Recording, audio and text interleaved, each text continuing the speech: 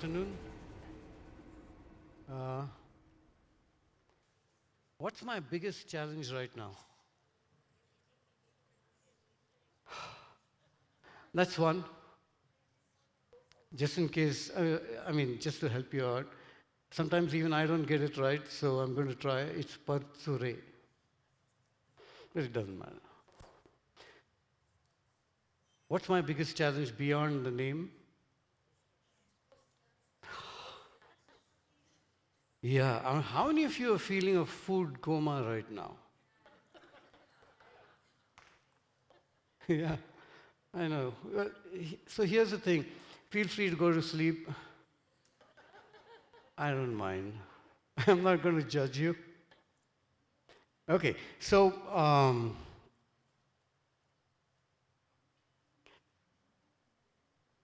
I'm a sucker for when I listen to people talk and I find something of reference, then I pick it up and I make it mine. So I've been through 4 sessions so far.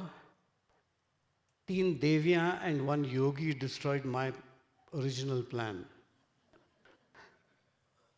Okay? I just want to be kind and not name them at this point in time. But that's what happened. And last night and then this morning, I went through a flurry and I said, God, what has not been touched upon yet? So I think when my relationship with time and what I do is kind of strange. The less time I'm given, bigger the hammer. Did you get that? The less time I'm given, bigger the hammer, which essentially means that I feel like I have to do what I do in that short period of time, and it's like Ritu was talking about it, and she said, you have to finish your concept, you got to finish your worksheet, and you have to do it in that time, and that's your biggest struggle. And I think I'm playing the same game, but I'm going to advocate for a different approach. So here's what I tend to do, and if it works for you, try it. I like to go through immense stress. I kind of invite it. I invite it for a period of time, and then I say, oh, to hell with it. Because whatever I do, my intention is not to change the world. Okay, I'm not here to change you. You can do what you want with what's going to happen, or what has happened over the time that you've been here. Do whatever you want to, but I'm giving up my responsibility, so now I'm cool. So no stress. So I don't know if I'm going to even go the way I planned, but I'm going to try. Okay, so here's a question.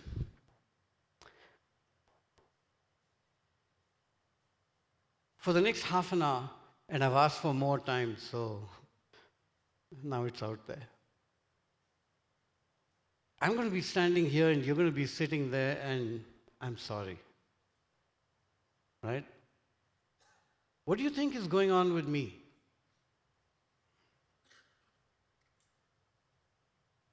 It's a question.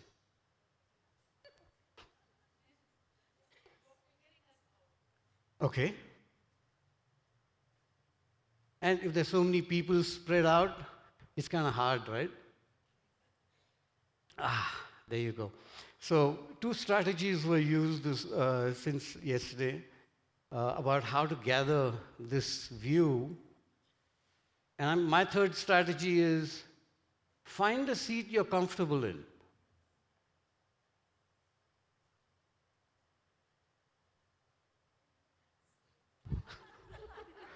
Nice. Great. So I've got one thing sorted out. You're comfortable where you are. Stay there. I'm going to shake my head. Okay? What else do you think is going on with me?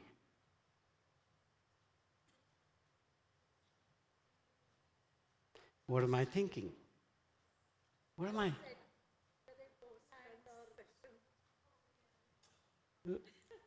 Go on. How am I going to engage people?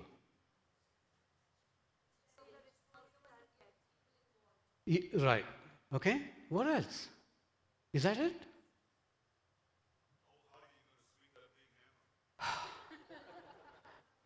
Thank you. Yeah, and the question's still alive, so but I'm going to respond to that one.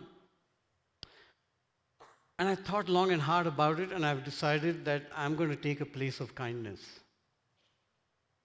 All right? And what that means essentially to me is that I'm going to say what I say, and I'm going to say it in the voice that I have, and with the urgency that I believe exists. But don't make my problem yours. Take it wherever you want to, give it whatever meaning you want. Feel the freedom to do that. And at any point in time during the session, if you feel like you have a question that's burning and no questions are going to be answered anyway, we got only 40 minutes. My job is to raise questions in your head. And I'm going to be as kind as possible to respond to them, because here's what I've discovered through the work I've done. And some of the work so it kind of goes into outdoors, adventure, corporate training, leadership training, school systems, teacher training, camping with children. So almost anything that is seen as experiential. My journey began in this field about 35 years ago. And it's kind of slowing down, I'm glad. So I'm going to bring all that, and whatever urgency emerges as a result of that experience, I'm going to throw at you. You can throw it back. Are we clear? Great. Anything else going on with me?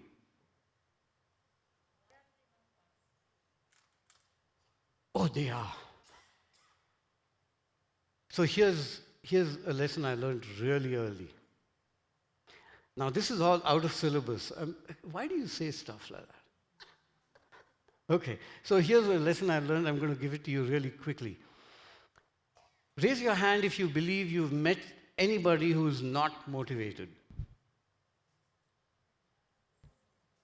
Raise your hand if you believe you've met anyone who's not motivated. What does that not motivated look like? Passive? Passive is so quiet? Complacent? No belonging? God, you know, if I were you, I'd be taking notes right now. The look on the face, right? Okay. Like mine right now? What else? What else? Indifference.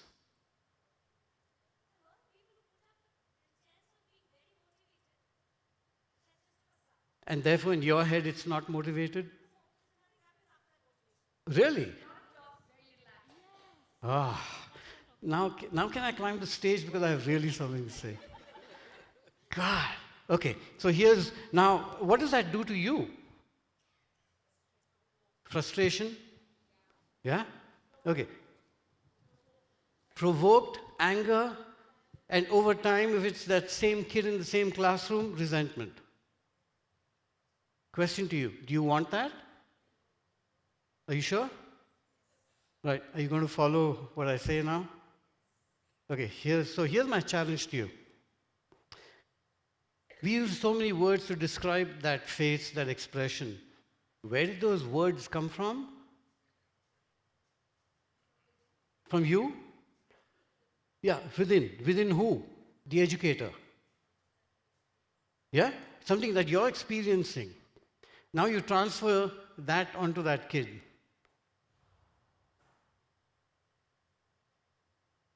Do you see how we do that? And the whole point is, God, what does it do to me as an educator the moment I say that that kid's not motivated? Couple of things. You become a warrior, which is essentially, I've got to get that kid motivated. How do I motivate the kid? That's one. The other is, the next time that kid walks into that place, same feeling. till they do a dance for you and say, you know what, I'm really motivated. Yay, what a great day today. And then you say, oh, really? Okay, now we're talking. So here's another way of looking at it. Look around. Just look around. Seriously, look around. Yeah? How many people are motivated in this room, in your opinion? Khatam. Okay? Food coma, that special time, give it to the last guy. So I'm standing here, I'm looking at you, and I'm saying, you're all motivated. But you may not be motivated about what I'm going to say, and it may not interest you today. But you're sitting there, and thank you very much for sitting there politely, quietly, and suffering me for the next whatever time. And if that kid in that classroom, just think about, why should he be motivated about geography, history, physics, chemistry? Same person comes and says the same thing. Why should that kid be motivated? That's one question. The other question is, are you saying he's not motivated, or he or she is not motivated about the subject that I'm going to teach? About the subject. Then why can that not influence my relationship with that kid? Because I could go up to that kid and say, hey, what are you motivated about today? And it might be your subject, and it might not. But one thing that certainly happened to me is I decided not to walk away with all those feelings that you talked about. Right? So I know you're motivated. You're going to listen to me like good students. You may not find meaning in it today. You might find it tomorrow, maybe 10 years from now. And who am I to say whether that affects your life or not? So can I, as an educator, just hang around here, do my thing, be happy with what I'm doing, bring that joy of knowing that something's going to happen, I just don't know what. Right? So, because the teen Devya and a yogi destroyed my original idea, I found out that through the language that people were using, all the words that I was planning to put on the screen have already been used. Right? Reflection. And you know all the rest of the words, so I have only so much time. So I said, God, gone. Now what do I do? So we kind of went back and we had a chat. And we said, okay, how about this? And that this is going to happen today. Why is there a gap?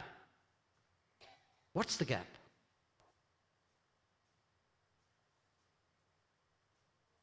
Okay, can I just say one thing before we continue? The other thing I learned when I did adult training, and adult education is a very different ballgame. You better walk in with that new attitude of everybody is motivated, but not about what I'm going to say today. So I'm just going to do what I do. Because adults have a way of learning which is, I'm going to exercise my choice. I'm going to decide whether I want to listen to you, don't want to listen to you, find meaning, whatever, right? And I found that so there's this activity we often do which is called a life story. And they chart it, and then what are the highs in your life, the lows in your life, and so on and so forth. And one story that I heard kind of changed everything for me. So here's the story. This is a 42-year-old guy in senior leadership position in an IT company. And the story he told me about his youth here's what it was. He said, I'm the son of a farmer. And I had to, when I was young, so young is 6, started going to school, he had to walk 3 kilometers to the school and back. And every year, his father would say, "What are you studying for? We've got a farm, you've got a job to do, you've got a responsibility. Forget the school stuff." But he keeps doing it. He comes from a particular community, and we have this, disparity going on. So the teacher didn't like him when he was about 9 years old. So this is a village school, so it's got down floors and so on, and somebody's got to do that. So he tells this kid, okay, if you want to attend school, over the weekend, you have to, do the floor with dung. I'm guessing he was humiliated because that's what he talked about. But he continued. And something must have changed in him. He continued to go to school. 10th, he gets really good marks. His father tells him, what does he tell him? Don't go to school. Do what? See, you already know the story. So now I've got to give it a twist. So he does his 10th. He's in the top ranks. Then he moves from that village to Pune to study. He's got no money, doesn't have a job, wants to do his 12th, works at night, sleeps during the day, attends college, and does that for 2 years, gets really good marks. He's in that top, whatever it's called. What is it called? Merit? The merit list? Yeah, okay, great. So he's in the merit list. No money. Father tells him what? Why are you studying? What are you doing all this for? Come back home. We've got a farm. Somebody's got to look after it. He takes his mark sheet and he wants to do engineering. He takes his mark sheet and he goes to engineering colleges trying to seek an audience with the principal. He doesn't have money, remember? He's got nothing. And his story essentially is that he tries to tell the principals that, look, I will give you a gold medal if you look after my tuition and my boarding. Would you say a yes to him? Really? You'd say yes? Go become principal somewhere, because there's a whole bunch of kids who are doing that. Anyway, he does find one principal who's curious, and he says, okay, I'll take you on. And he does that, and he goes through the 5 years, and he gets the gold medal, and so on and so forth. Joins an IT company. What's his father saying? Oh, now the story has changed. He's an engineer. What's the new story his father's telling him? Get a government job. Right? Get a government job. He gets a government job, joins HAL. Somewhere in between, in that whole IT surge, he joins another IT company, and that's when I meet him. Now, there are many lessons to learn from the story, but this is the one I picked up because I heard a lot of other stories. And the question in my head is, what defines what people become? And how much of this schooling really makes people who they are?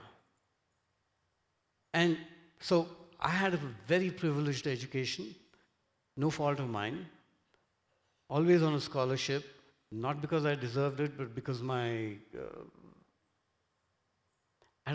else. I wasn't a high scorer, I wasn't in the merit list, I struggled, I suffered, I gave up. I came back. It's one of those stories. And I say, here I am with a privileged education, and what have I made of myself? Here's this guy who had nothing. And then you've got this big band in between. Any school, any syllabus, anything. Right?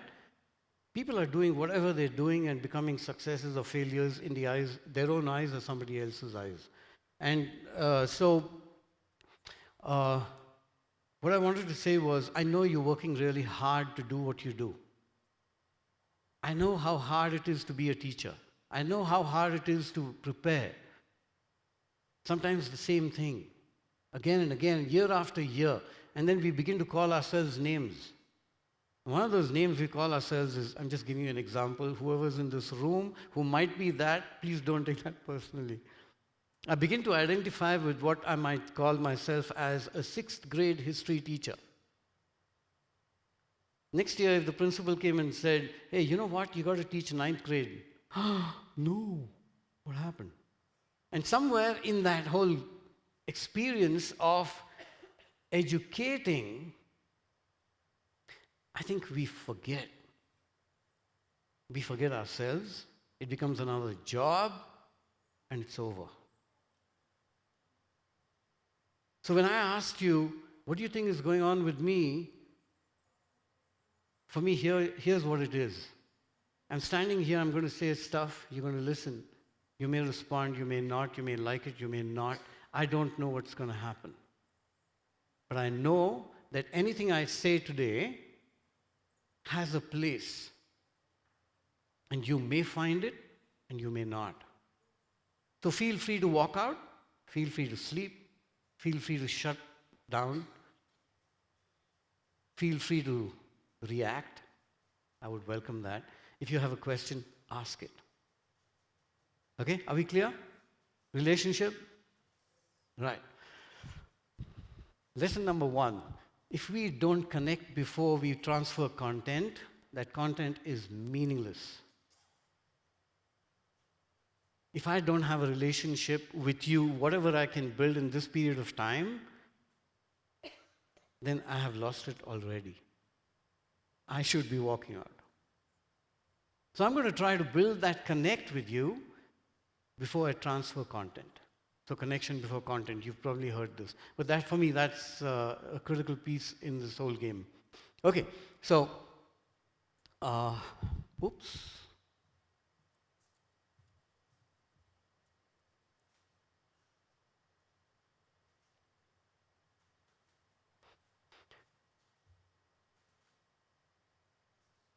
Oh, I don't know if you got a chance to look at this.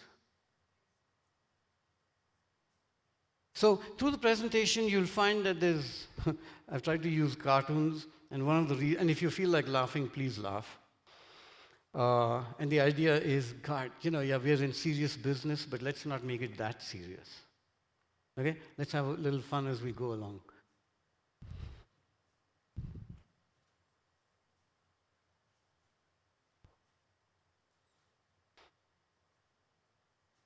What's that? Your brain right now.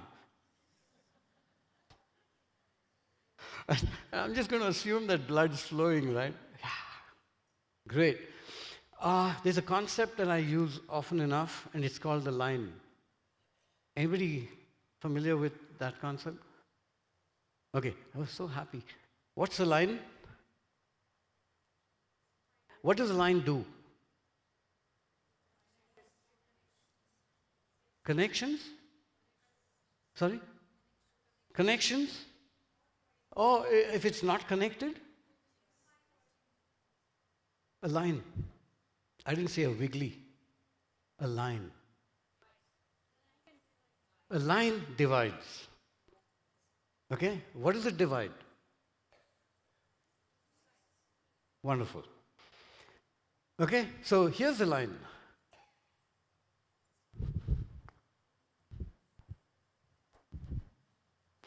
So there's a part that's below the line, and God, you're good. Okay, so below the line is associated with certain things.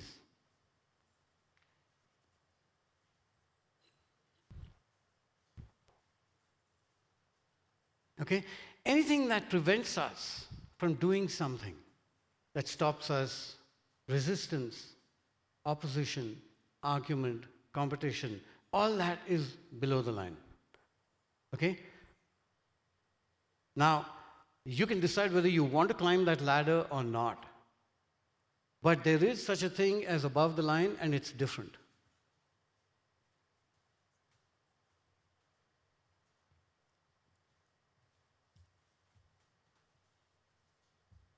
So at any point in time during the session, you might swing up and down. And you might be below the line about certain things in your life that you've brought into this room. And you might, this session might help you climb that ladder and go above the line, or vice versa. Either way, yeah? Okay. So here are some things people often are saying to themselves.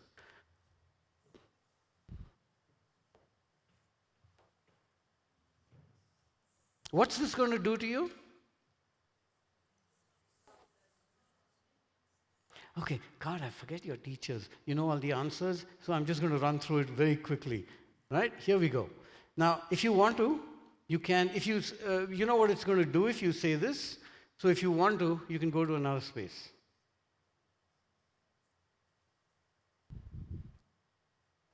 You might also be saying this.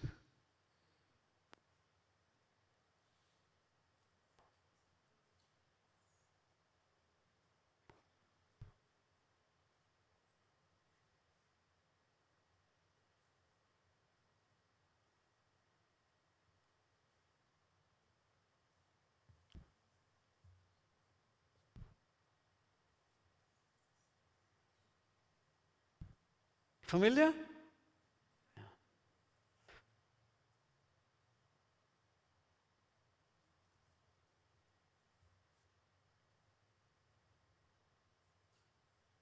So sometimes the energy can move to, let's say you say, is this a stupid question? And okay, I'm going to ask it anyway, and then I give you an answer. And then what do you say? What will you say? That's one. What's another one? That's a stupid answer. Right? Possible. Okay. So anytime you feel like you're going below the line, you can decide what you want to do with it. These are just random thoughts. Intention is to provoke.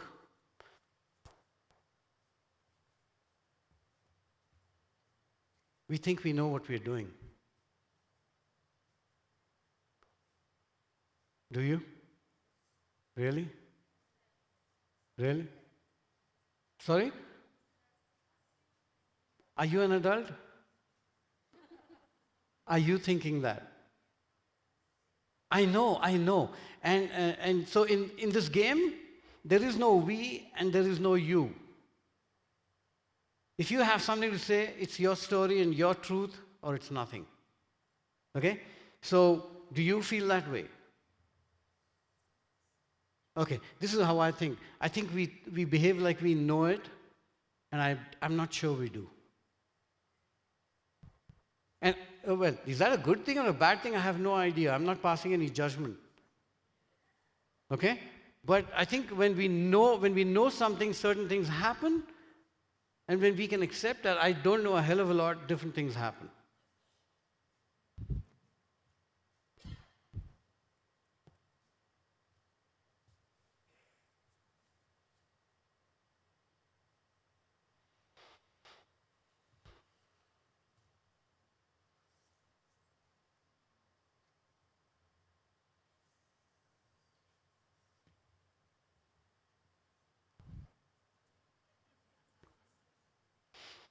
I love hearing the giggles, so feel free to.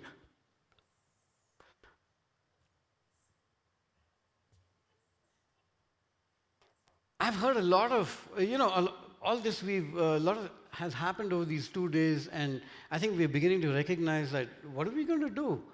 Which is why we have this Manthan here, right? The future of education. And one of the things we're recognizing is, God, it's so irrelevant.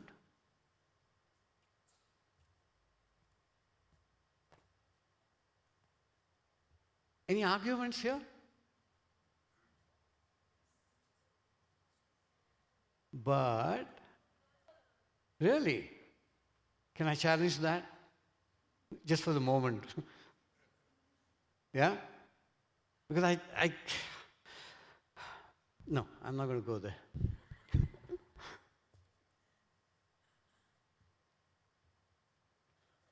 Do you know what that means?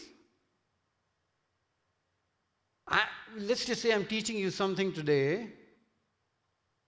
What are you going to learn? Do you think it's the same thing? I hope not. God, it'd be terrible because then I'm just. But the beauty is that you walk into a classroom and no matter what the audience, 20 kids, 20 different things. And you don't know where they're going to take it. And somewhere we get stuck with the idea of taking it where I want to. Yeah? Okay.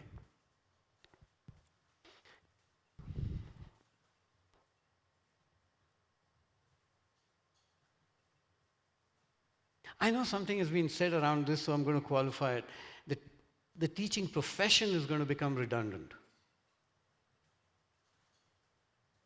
I didn't mean teachers. Okay?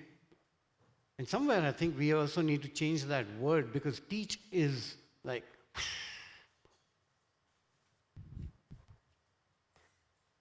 it's like a once way lane.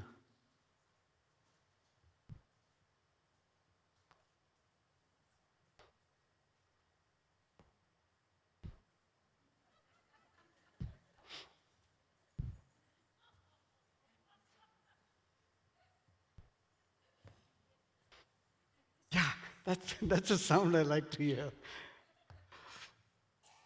Okay, so present methodology is an act of dumbing down children, which what I'm essentially saying is, and I have been a classroom teacher, so it's not as if I come as a consultant or whatever.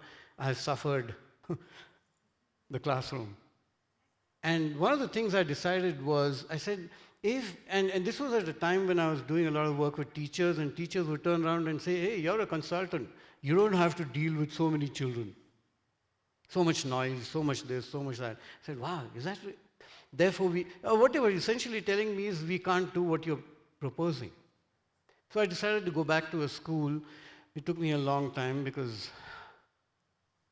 I think I'm just dangerous material. So having me walk into a school, for many people, by that time, they just said, no, man, we don't want to deal with you. You're fine where you are, a few hours here and there, great. Come and motivate our teachers and then get lost. So this school did give me permission, so I walked in and I spent 3 days a week. So I had my full 24 classes, which is full pay, but they didn't pay me anything because it was such a risk. So I went and taught 7th grade geography and 5th grade EVS in a CBSE school. And the idea was just do exactly what I'm talking about when I teach experiential methodology in classrooms. So I threw away the book. They created their curriculum. They collected information. They decided what was relevant. They learned it. And then they used their hands to create something out of it. And I found that, and I didn't know this, but what we discovered was that the 7th grade were learning 11th grade geography. They didn't know it, I didn't know it, nobody knew it, which is probably why things were great. If somebody came and said, hey, you know what, you're learning 11th grade geography, my guess is they'd say, oh no, it's become so hard now. Right? Yeah, and the beauty of it, and at what point in time, which human being decided that 6th grade needs to be taught A, B, C, D, E, whatever it is? And is there another way around this? And my intention as the educator was very clear, get out of the way. Do the least possible. You like correcting papers? Do you like, giving marks, correcting, spelling, yeah, oh? Raise your hand if you like it. 1, 2, oh God, okay, 1 hand. 2 people, wonderful. Continue, man, do whatever you want. But I think what I'm saying is, it's such a painful process, right? And it's like standing in judgment, and is there another way? And I found another way, and it works really well. So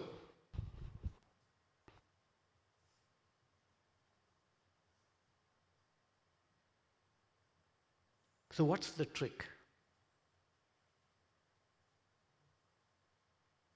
How do you get children to respond to content?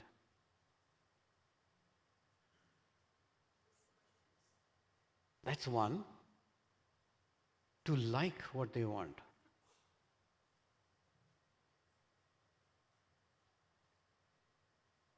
It's a trick question. The answer is hidden in the question.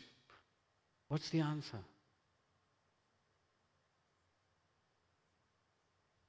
Anybody? How? No! Content is so boring. Any content is boring. Yaar. What will you be willing to learn?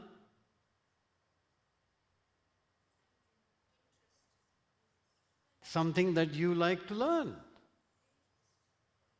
And then, so the the profile changes. Right? So now you're saying, tell me what you like learning, and let's find out what we can do with it. And here's what the resistance I receive. Oh my God, 30 children means 30 different things? No. Look at humanity. We all have 2 ears, 2 eyes, 1 nose, a mouth, right? By and large. There's a commonality. And I've done this experiment with hundreds of people because some sort of my corporate work is like 400 people and doing stuff. And if you ask them a question like this, what do you want to learn? How many things do you think they'll really come up with eventually?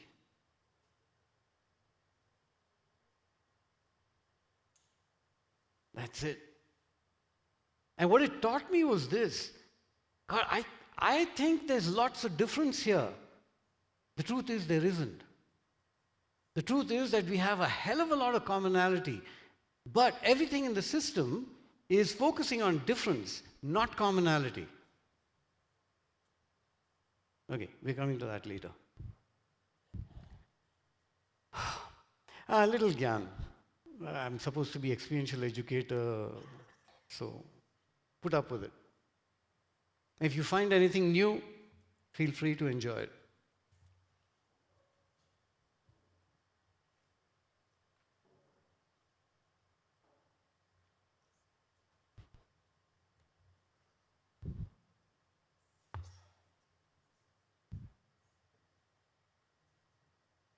So this presentation will be made available as a PDF.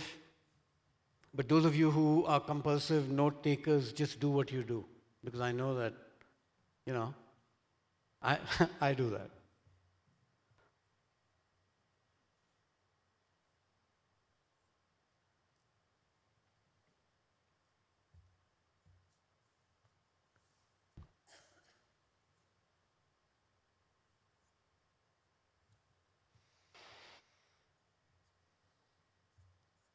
Comments, questions? Not yet?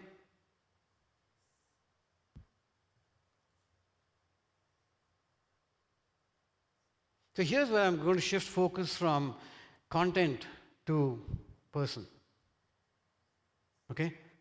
Yeah, I know some of you are looking at it and saying BJP, but not intentional.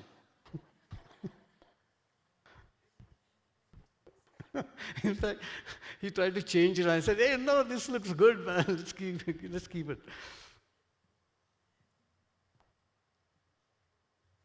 Do you believe this is true? Is it true for you? Raise your hand if it's true for you. Thank you. I'm guessing the rest of you are just in food coma still. That's fine. Don't worry about it. Okay. So, because I do so much of this and I've been doing it for so long, the brain gets a little, it wants to entertain itself, and it comes up with some of these crazy things. So I'm going to put some things out here. It's like 3 truths of our lives, very serious stuff, and see if it makes sense to you. Any arguments for this?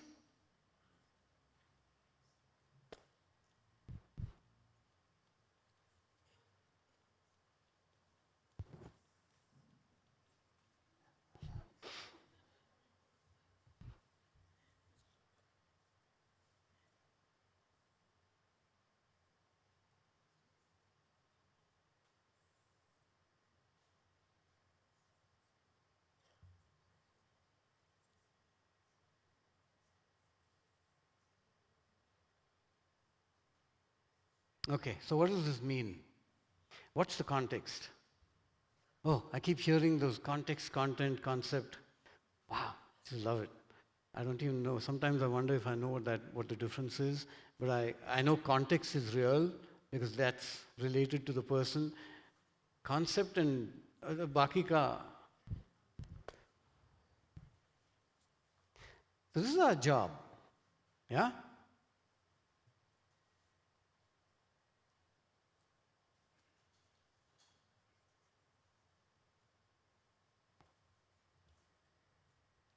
So this word control. Control is a huge part of our lives. Okay? And I'm not going to say we are all control freaks, but there's a relationship with this whole control thing that sometimes I think is, I don't know if we are even aware of it.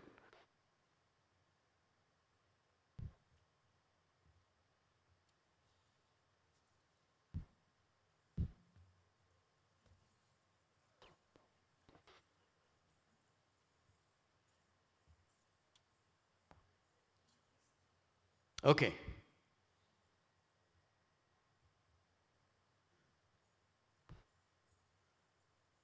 True? Everywhere somebody is trying to control something about me, man. Yeah? And, can I just tell you my own story? My, I mean, it's really one of those, I have to sigh about it because, I'm thinking control, right? This is me and my relationship with control. So, walked in yesterday and I look around and, man, everybody's dressed to kill, right? Did you notice that? Come on. Really? Okay, for me, my eyes. And I felt like a rag. I swear it. I said, what happened to me? You know? And, okay, so I'll tell you what happened to me now. What happened to me was, here I am saying, my world is outdoors, adventure, you're wearing rags, you've got you're a different person. You know what I'm talking about. Oh, I look good today, no? Dapper, yeah. And so this is influence and learning that I had from yesterday. And I walked in and I look around and certain things happen to me. And my response, my decision as to what I was going to wear was mindless. It was completely, I just said, oh, what am I comfortable in? I'm going to go in that. And then I come here, I see this, and then my brain's gone in a buzz. And I'm saying, whoa, okay, I can't do much now. But why did I do this? And what did it do to me? And it was one of those, I'm going to protest. You've met these types, right? And my protest was with myself, nothing to do with this. And I come here and I say, hey, this is not right. It's not fair. I'm a keynote speaker, no? And what brought me to that place? So I decided to do something yesterday and I was on a very different place. But every time you sense that somebody is trying to control what you do and how you do it, this is what happens.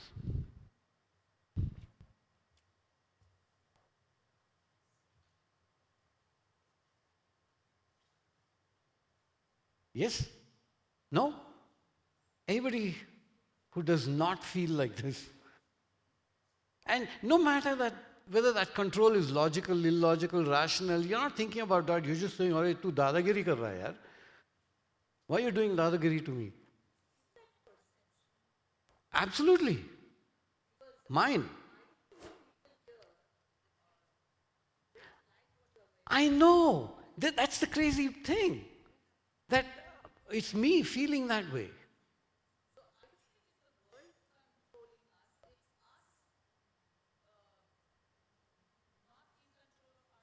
Okay, that's one. Do you have the freedom to miss your class? Oh, you do. No, you're a consultant. All you teachers out there who go for classes, who have a timetable, do you have the freedom to miss a class? Now, the choice is, do I feel that way or not? I'm not saying you feel that way. Yeah? Sometimes you do. No? Truth? I see smiles. Great. Okay. Now, so why? Because that control thing is my 5 basic needs.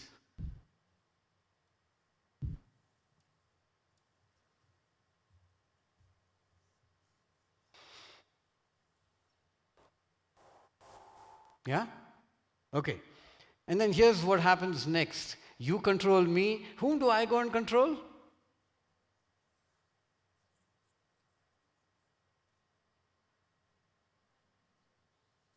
Your children, your spouse, your dog, your cat. Who cares? Control. Really important.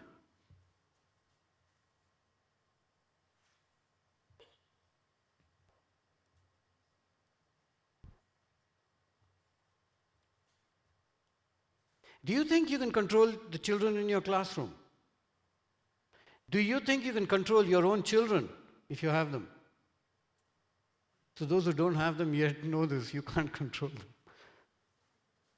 You got no control whatsoever. They're going to do their own thing. But we want control constantly.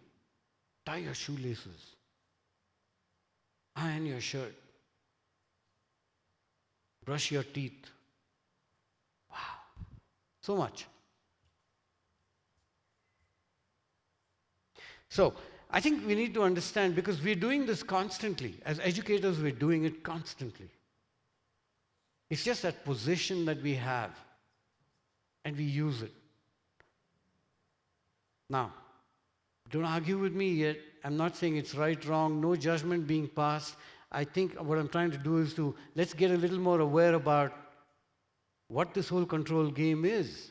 Because anywhere, anybody trying to control anybody, you've got a common emotion or feeling being felt.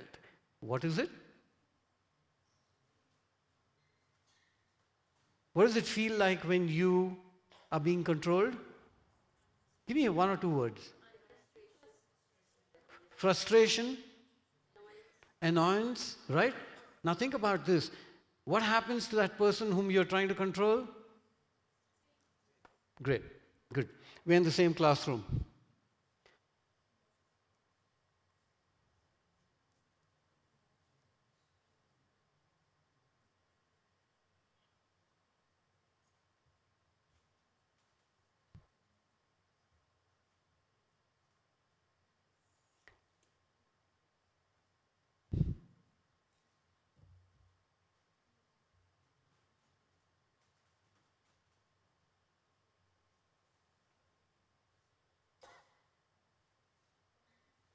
You may not want to, okay?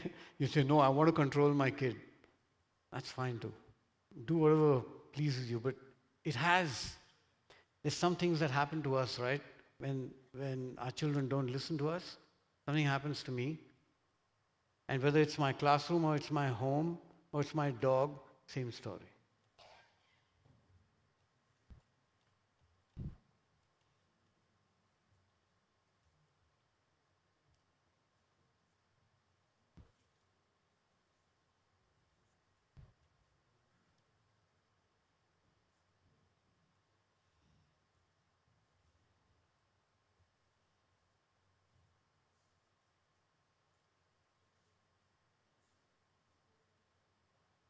Feel free to stop it and say, you know, what you're saying is complete.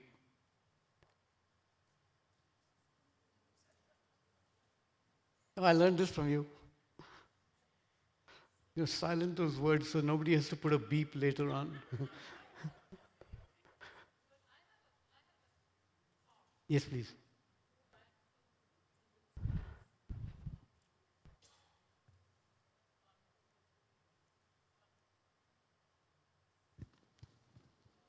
Before this?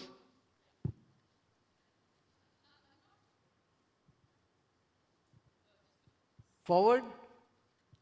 Backward. Back. Okay. Yeah. Oh, Madhavji, she's taking me 5 slides back. No. This one? Yeah. Yeah. It's not to question the context. Sure. But in a real work life, like you put a question that, Yeah. do I have a choice to miss my class? Yeah. That was one of- Technically, no, Yeah. but consequence. Sorry? Technically, I can't miss the class, but I still can and I do. Yeah. And there could be a consequence. Yeah. And let's look at an organization, it's no more a banana republic where I come and do, I'm a free this. So where do you get this balance of not being controlled, but being in control? It's a dilemma because for us, Yeah. democracy is all the time about this Sure. this line that you drove, Yeah. you drew, is that how do I have a fine balance of not having this sense of control, but I still have to punch at 7:30? Yeah. So you've already connected to that concept of the line that I have to go for a class, and like you said, can I miss it? No. Can I still miss it? Yeah, I can walk in and be MIA. I'm missing in the action. So I walk into the classroom and I do certain things or don't do certain things, and that transfers to my audience. I think the question is, does that mean control cannot or should not exist? Would that be your question? Okay, so can I just blabber a little? Okay, so I think what I'm trying to do here is to put an idea, and I'm saying that control exists. I don't have a choice. Oh, wait, now, do I have a choice? I'm hearing one sec, yeah.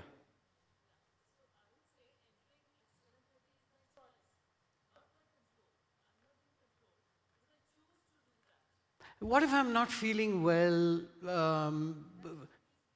physically, emotionally, socially, whatever you want to call it?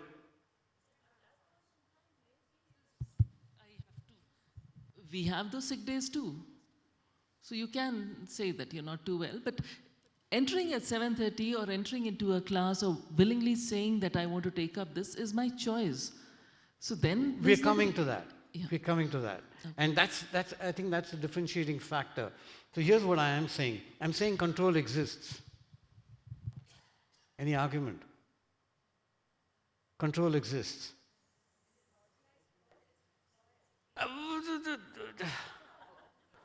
Required? Wait, don't justify anything. I've got no argument with you.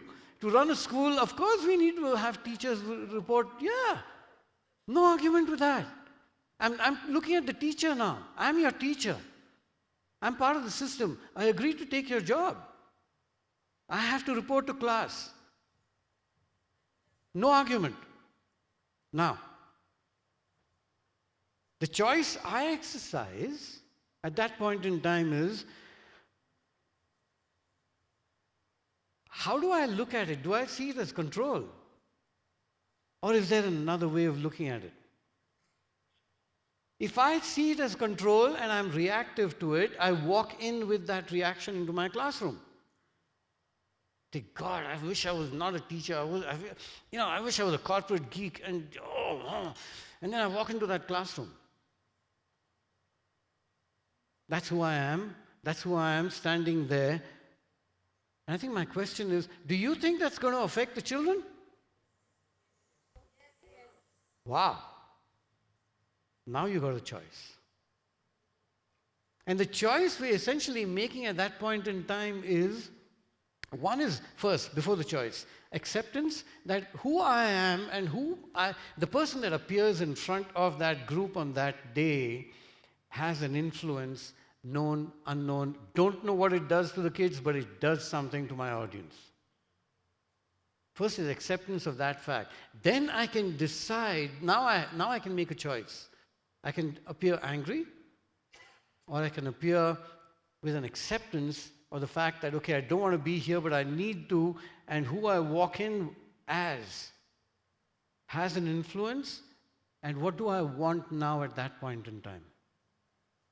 And here's my contention. We do not think about it enough. We just walk in.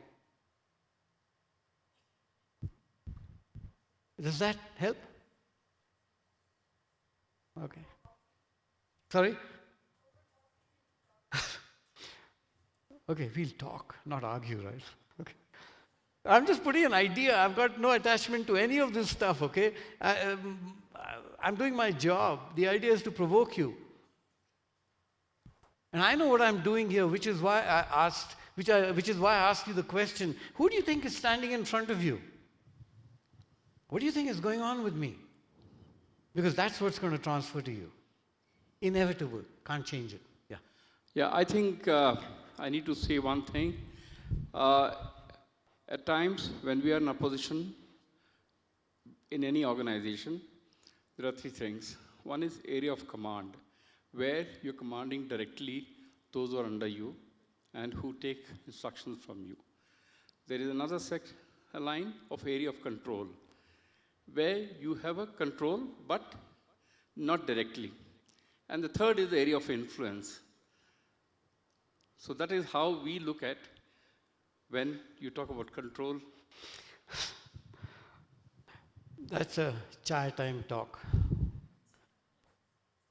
Because in my opinion, all three have control. That's all. Absolutely. So it's like I walk into a classroom, I want them to learn something, but I have absolutely no control over whether that happens. We're coming to it.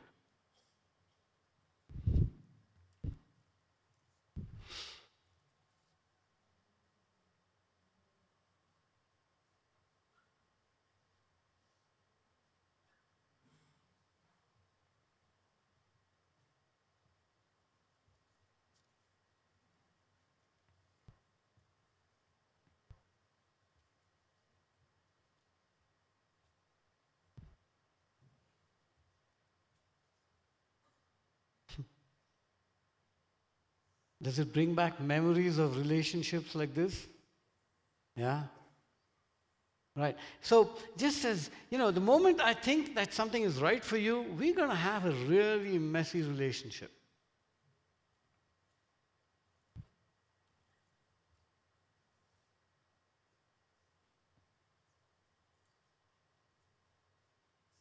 And if you want to be a little polite, you can say, what the other person does is not good enough. But,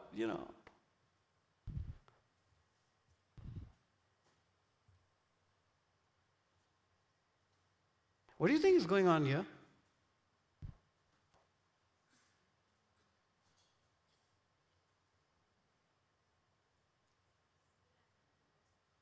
Yeah, so you'll notice there are a lot of people talking to each other, right? And there's one guy in the middle who's listening, who's subject to everything that people are saying.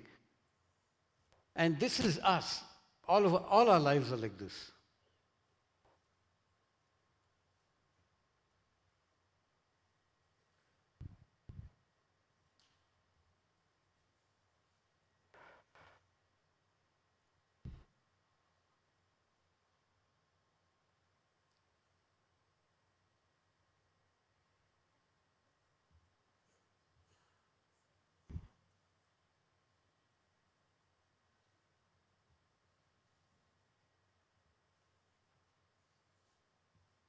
What's the commonality?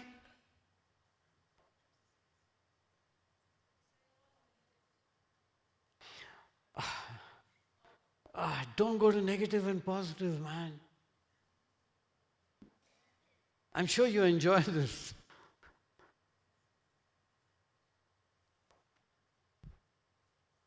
Okay. Here's the right answer. Only one right answer. These are all forms of telling. Yeah?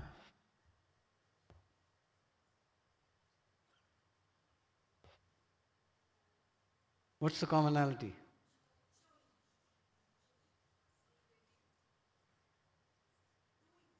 You cannot, okay, that's another chai conversation. You can't motivate anybody.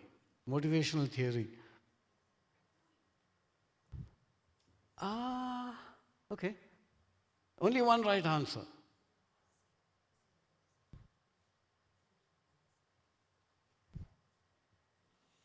Yeah, if you want to take a picture, take a picture. This is a really good slide.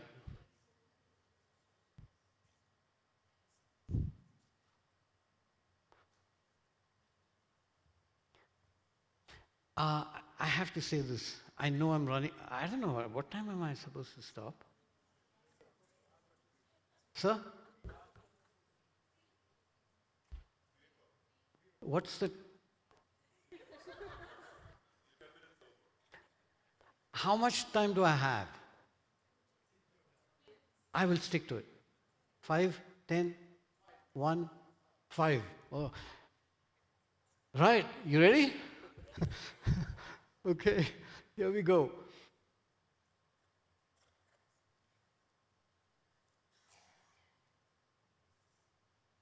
Okay, these are 3 things, very interesting.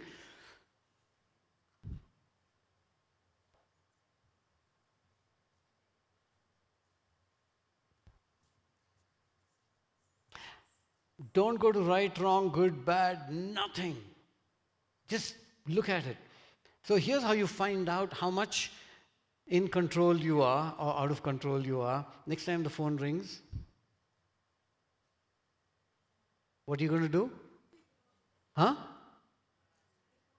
Yeah. Now, here's the thing. There are different ways of ignoring. You can... Who is it? Is it important? And I'm saying just switch that curiosity off at that moment and say, okay, the phone is ringing. That's the only thing. And can I just see it as a phone is ringing? It's mine, somebody's urgent, all that story. We have reasons in our head we create. Just park them and see what happens to the body at that point in time. Your whole body is going to go through change in those 6 rings till they give up. Seriously, try it.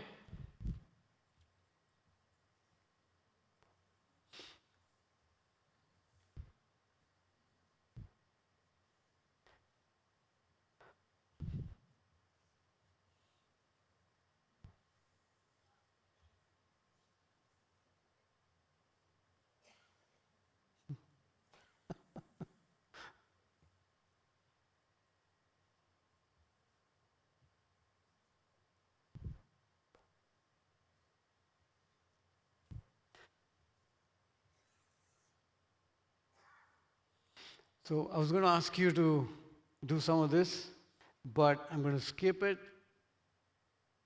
Skip.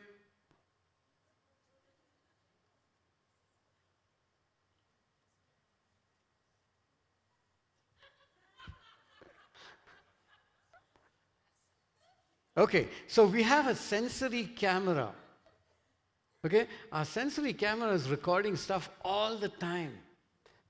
How many of you have been to a mall? Raise your hand. No, I tell you what, how many of you have never been to a mall?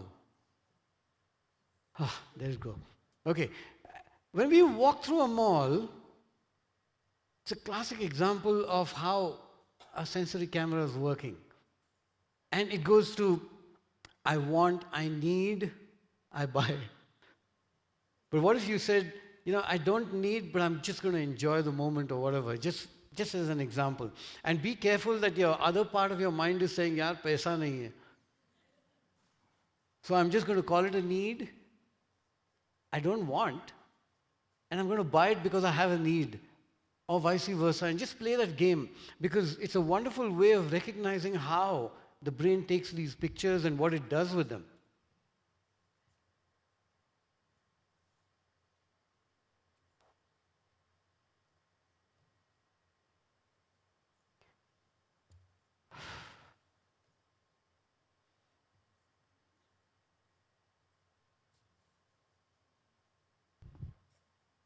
Let's go for a holiday na. Arey, paisa nahi hai.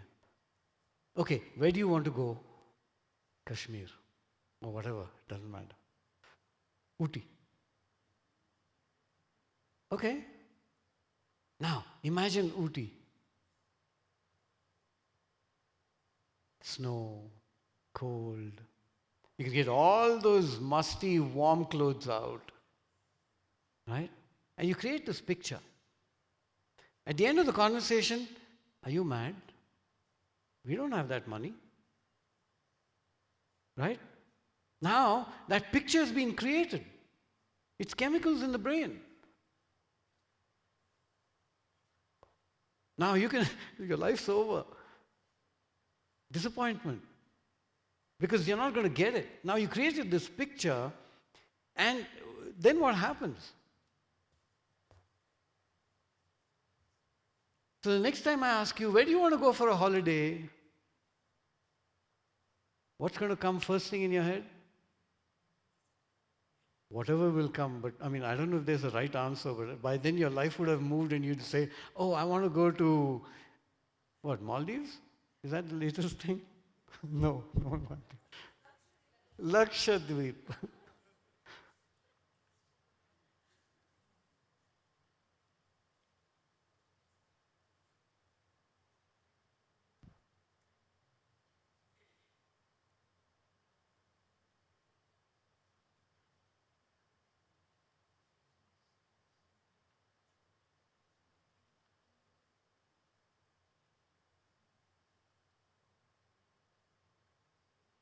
So somewhere this whole field gets philosophical.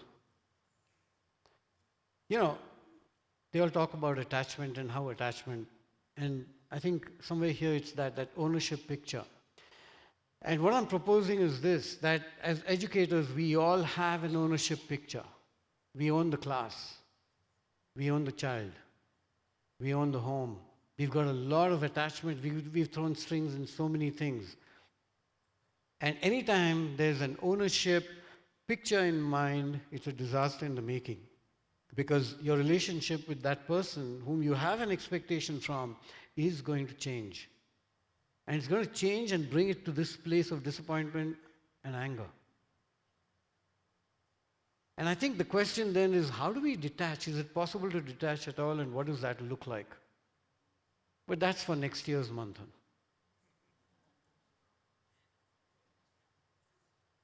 Thank you very much. So I'm just going to take you to the last slide just for a sec.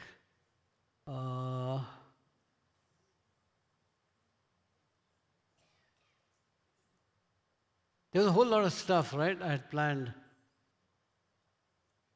And you know whom to blame. Any questions at all?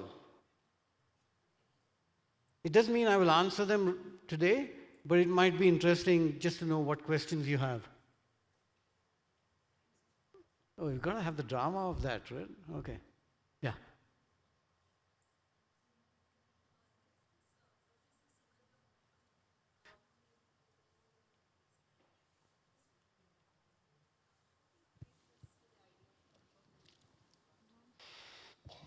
Chai chat. Okay, chai chat, okay. So if you just state the question anyway so people know what you're saying. So I was referring to Professor Sugata Mitra, who's an Indian educational theorist. So he came up with this interesting experiment called hole in the wall experiment, through which he could prove that children can learn how to use computers, especially the underprivileged children. They didn't need any guidance from anyone, and they could figure their way out. So I was just asking sir how he would relate that to the idea of control that What's we've your been name? talking about. I'm Sri Lakshmi. See, Lakshmi, you just answered it. Oh, really? Yeah. Okay. So here's the answer. Get out of the way. Kids don't need you.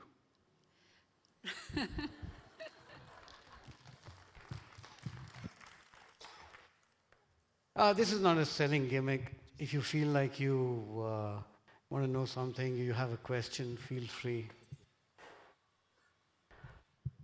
Okay, I'll tell you why because very specific reason. When I started my journey in this field, I was already pretty old.